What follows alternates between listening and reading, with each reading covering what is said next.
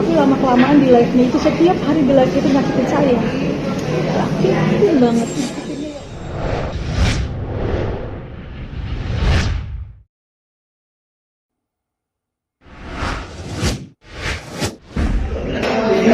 Sayang, kamu kenal Tessa Mariska? Nggak kenal. Terus Dewi bingung, nggak kenal, tadi aku ketemu sama Kak Tessa, kata Kak Tessa kenal kok, dibilang kayak gitu kan. Ini orang aku nggak kenal. Dari situlah akhirnya saya, ketika kemarin saya dengar bahwa mereka bilang laki-laki ini tidak pernah dengan perempuan, saya tidak pernah dengan perempuan, buktinya juga nggak ada kan gitu. Karena saya ingat, saya flashback bahwa ternyata kan dia juga pernah berbohong. Dewi bertanya tentang kenal nggak sama Tessa Mariska, dia bilang nggak kenal. Tapi kan memang laki-laki ini emang udah hebat, hebat kok. Jangan pakai ada ngomongan yang nggak jelas gitu. Iya. Justru karena jelas masalahnya, saya tampung.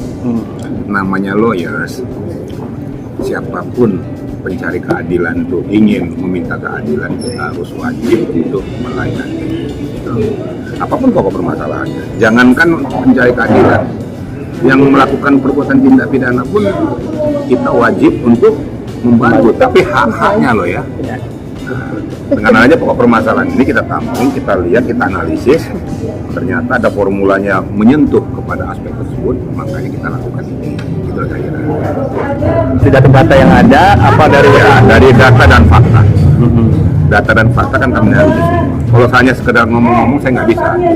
Tapi saya lihat dulu ada datanya, ada faktanya, kemudian ada bukti percakapan, ada chatnya. Itu peristiwa-peristiwa yang tidak bisa dihindarkan karena itu bukti. Itu kira-kira, jadi makanya ini kita tindak lanjut sih. Walaupun nanti dalam perjalanannya kan saya tidak mengatakan bahwa harus bermuara kepada hukum. Tentunya kan ada mediasi. Kalau mediasi ada kompromi kedua belah pihak, why not? Tapi kalau tidak ketemu, tentu dicari jalan solusinya atau jalan penyelesaian, kan begitu. Kalau dibilang salah, ya enggak juga. Saya rasa kalau menginformasikan orang lain sesuai dengan fakta dan data yang ada masalah. Tapi cuma kebodohannya ngapain ngurusin campur urusan orang lain. Nah, itu aja kesalahannya di situ. Ya ini, orangnya enak-enak, dia yang kena getahnya. Nah, tapi kan kebetulan hal-hal yang dia lakukan itu ada data dan fakta. Itu kira-kira. Jadi kalau keinginan dari Abang sendiri ingin damai aja atau emang seperti apa, Bang? Menurut saya begini, mereka kan soulmate ya, teman, besti lah. Ya kenapa sih tidak bisa diselesaikan secara baik-baik? Dengan tidak mengupas lagi hal-hal yang lain. Cukup sampai di sini, jangan sampai melebar kemana-mana. Kalau mereka bisa berdamai, kenapa tidak? Ya kalau memang ada yang merasa salah, ya minta maaf. Senangnya pasti banyak, karena kita kan tertawa bareng, nangis bareng, apalagi 2 bulan terakhir ketika dia tidak bersama pacarnya kan setiap hari tuh aku pulang aja nggak boleh ditanya di traffic sama pembantu yang ada di rumahnya. Saya sudah mau pulang jam 10 malam, jam 11 malam, tapi tidak boleh, kakak ngomong lagi sedih, kata-kata aku setiap hari aku seperti itu. Dan kadang aku pulang, waktu aku ke Bali itu aku pulang jam 3 pagi dari rumahnya. Pulang jam 3 pagi, aku tunggu dia tidur dulu, baru aku keluar dari kamar. Kenangan, kita sholat bareng, kita nangis bareng, kita sedih bareng, karena pada saat dia lagi sedih sama pacarnya, aku juga kebetulan baru putus gitu kan sama pacar aku, jadi kita sama-sama galau, sama-sama sedih, kita curhat-curhatan gitu. Jadi aku tahu dia baik banget. Ya paling kita masak, ya sering masak bareng di rumah. Dia kan sukanya kalau makan itu kan sambal, ngulek sambal sendiri sampai penyet itu aja.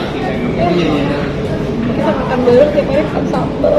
Dia suka ikan tongkol goreng doang, beda nasi.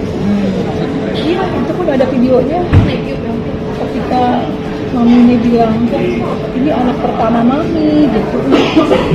Sampai bilang kayak gitu ya? Iya. Menurut saya ya, karena BP juga teman yang baik, ya selesaikanlah dengan baik. Kan bisa penyelesaian secara kekeluargaan. Yang Maha Kuasa aja maafkan seseorang, kita nggak bisa saling memaafkan sepanjang itu tidak membawa dampak kepada kedua belah pihak.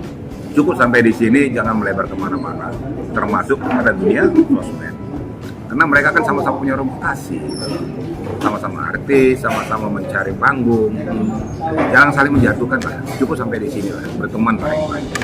Artinya Mencari Pak, teman itu susah, mencari lawan gampang. Pastinya saya tidak pernah jelek-jelekin dia di live di apalagi saya tahu nama seorang Indasari tidak sebesar Dewi Persik, tapi saya tidak pernah pansos. Apalagi saya untuk melakukan press con ini, teman-teman pengacara saya banyak yang sudah lama, tapi saya tidak pernah mau. Tapi lama kelamaan di live-nya itu, setiap hari di live itu nyakitin saya. Nyakitin banget, nyakitinnya ya Tuhan, sakit banget. Sampai ibarat kata mama saya dia sampai nangis gitu kalau dengar dia live. Makanya saya bilang pintu terbuka untuk mediasi. Saya kan nggak mau terpancing dengan somasi. Sepanjang mediasi bisa dilakukan, kenapa tidak?